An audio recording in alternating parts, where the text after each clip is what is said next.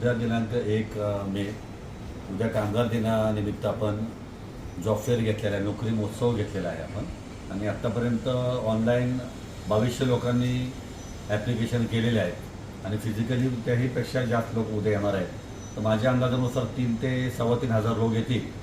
तर त्या सर्व लोकांना किंवा बाकी लोकांना माझी नम्र विनंती आहे की आपण 9 ते 9:30 वाजेपर्यंत सकाळी पोचावं. आणि 60पेक्षा जास्त कंपन्या आपण आणतो यावेळेला इथे. आणि साधारण 30% लोकांना जागेवर नोकरी लागणार आहे आणि ज्या 70% लोकांना जागेवर नोकरी लागणार नाही आहे अशा लोकांसाठी आपण कॉल सेंटर चालू करतो आहे.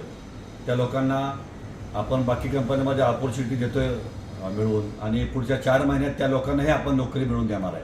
आणि प्रत्येक 4 महिन्याला आमचे देवश्रीमंत छत्रपती उदयन महाराज यांच्या आशीर्वादाने प्रत्येक 4 महिन्याला आपण रोजगार मेळावा घेणार आहे.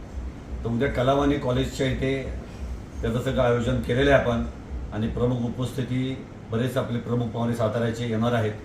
तर माझी सर्वांना नम्र विनंती आहे की ज्यांना ज्यांना जॉब हवा असेल, माझ्या भगिनी असतील, माझे छोटे बंधू असतील, अशा सर्वांनी तिथं उपस्थित राहावे ही माझी नम्र विनंती. धन्यवाद. पालिकेच्या निवडणुकीत तुम्ही आश्वासन दिलं होतं की नोकरी लावणारच, हे त्याचं पहिलं पाऊल म्हणावं. असं पालिकेच्या निवडणुकीला आमचे मयूर गुरुदेव कांबळे आणि जयश्री जाधव आमच्या मावशी उभ्या होत्या.